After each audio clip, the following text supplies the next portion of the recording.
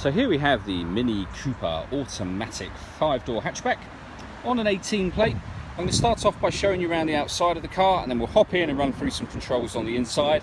But from the outside you can see it's a 5-door car with those black alloys to match the black roof and mirror caps. Let's start off inside the boot and then work our way around the rest of the car from there.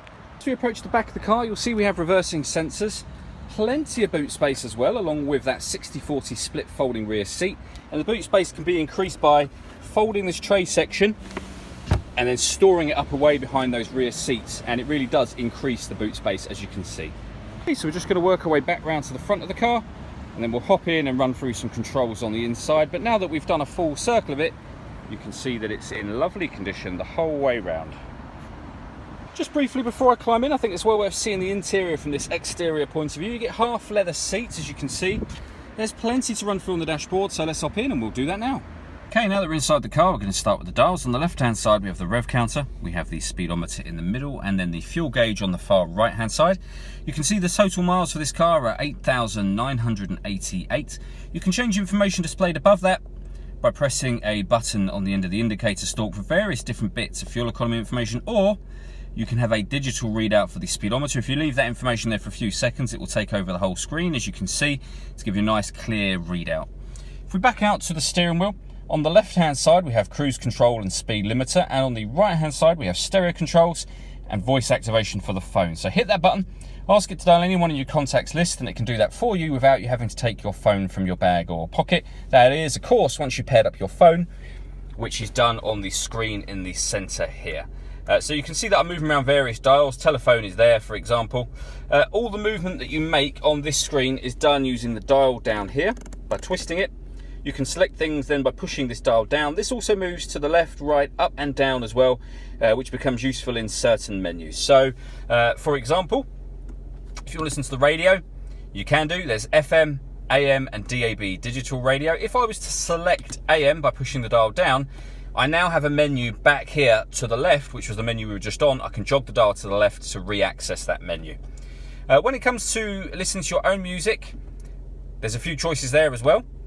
We've got, as you can see, Bluetooth audio, auxiliary input, and a USB input as well. So plenty of ways to listen to your music. This car also has satellite navigation. Similar to the last scenario, if I want to access this menu to the left here, I just jog the dial over to the left to open that back up, back to the right to go back to where I was, and there's another menu over to the right, as you can see here, and you can move it across again. There's a full video showing how the satellite navigation works on our website, which is well worth checking out. Below that we have dual zone climate control, so you can change the temperature on either side of the car. The fan speed is changeable then in the middle here. When you're happy with those settings, hit that button to turn the air conditioning on, or hit auto, and the car will maintain 19 degrees by taking control of the fan speed itself. Press that button again to go back to whatever setting you were on previously. We then have a few buttons below that. So this one turns off the stop and start. This car is designed to cut out in traffic when you're stationary to save you fuel. You can turn that system off.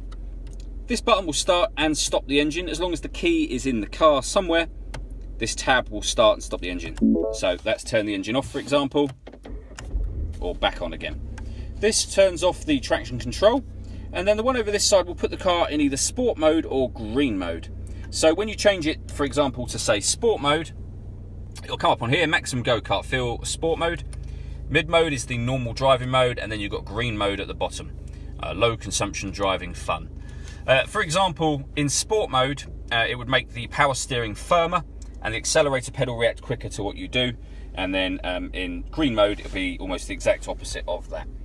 Underneath that section, we have the auxiliary and USB input and a 12-volt charging socket. The fully automatic gearbox, and then this system we've already been through in terms of the dial.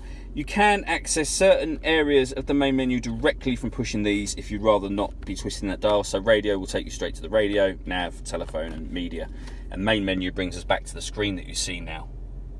All that leaves me to say is thank you for taking the time to watch this video. If you'd like to come and see the car in person and have a test drive, please feel free to call any of our MJA sites. We'd love to hear from you soon.